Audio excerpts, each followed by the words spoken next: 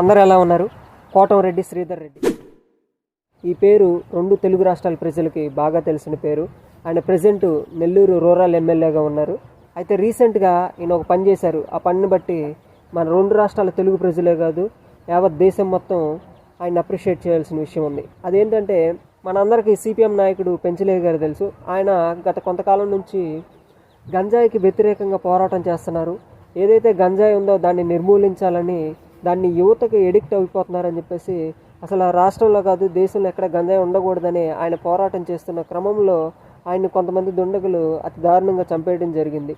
ఈ విషయం తెలుసుకున్న ఆంధ్ర ప్రజలు, అలాగే ఆ రెండు రాష్ట్రాల ప్రజలు చాలా బాధాకరంగా వ్యక్తం చేశారు. అయితే ఈ సందర్భంలోనే నెల్లూరు రూరల్ ఎమ్మెల్యేగా ఉన్నటువంటి కోటంరెడ్డి శ్రీధర్ రెడ్డి గారు వాళ్ళ ఇంటికి వెళ్ళి, ఆయనకు భార్య, ఇద్దరు కొడుకులు ఉన్నారు పెంచలయ్య గారికి, వాళ్ళ ముగ్గురిని పరామర్శించి, అయితే ఆ కుటుంబానికి ఒక 10 లక్షల రూపాయలు ఈయనే స్వయంగా సహాయం అందించడం జరిగింది.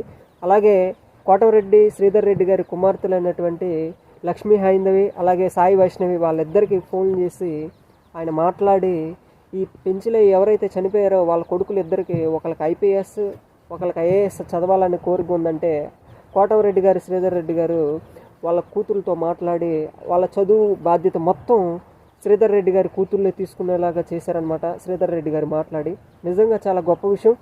ఆ చదువు బాధ్యతలే కాదు, దాంతోపాటు ఈయన ప్రజెంట్ వాళ్ళకు ఒక 10 లక్షల రూపాయలు ఇవ్వటం కూడా జరిగింది మీడియా ముందు. నిజంగా ఆయన ఆ పార్టీ కాకపోయినా కానీ ఇక్కడ పార్టీలకు అతీతంగా ఒక సామాజిక సేవా దృక్పథంతో సాగుతున్నటువంటి ఒక నాయకుడిని నిర్దాక్షిణ్యంగా చంపేయటం చాలా బాధాకరంగా ఉండి, శ్రీధర్ రెడ్డి గారు వాళ్ళ కుటుంబానికి అండగా ఉన్నారు. ఆ 10 లక్షల రూపాయలు ఇయటమే కాదు, శ్రీధర్ రెడ్డి గారి ఇద్దరు కుమార్తెల ద్వారా ఎవరైతే పెంచలయ్య గారి ఇద్దరు కొడుకులు ఉన్నారో వాళ్ళిద్దరిని చదివించే బాధ్యత వీళ్ళిద్దరు తీసుకున్నారనమాట, శ్రీధర్ రెడ్డి గారి కూతుర్లు.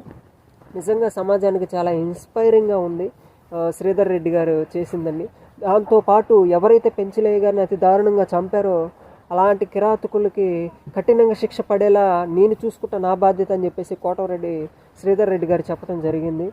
నిజంగా పార్టీలకు అతీతంగా, మతాలకు అతీతంగా, కులాలకు అతీతంగా ఇలాంటి కార్యక్రమం చేపట్టడం, ఇలాంటి గ్రేట్ లీడర్ ఉండటం చాలా నిజంగా నెల్లూరు ప్రజలకి, అలాగే ఆంధ్ర రాష్ట్ర జనాలకు కూడా నిజంగా అదృష్టం అని చెప్పొచ్చు. మన తప్పులుంటే క్షమించండి. Thank you so much to all. Thanks for your always support.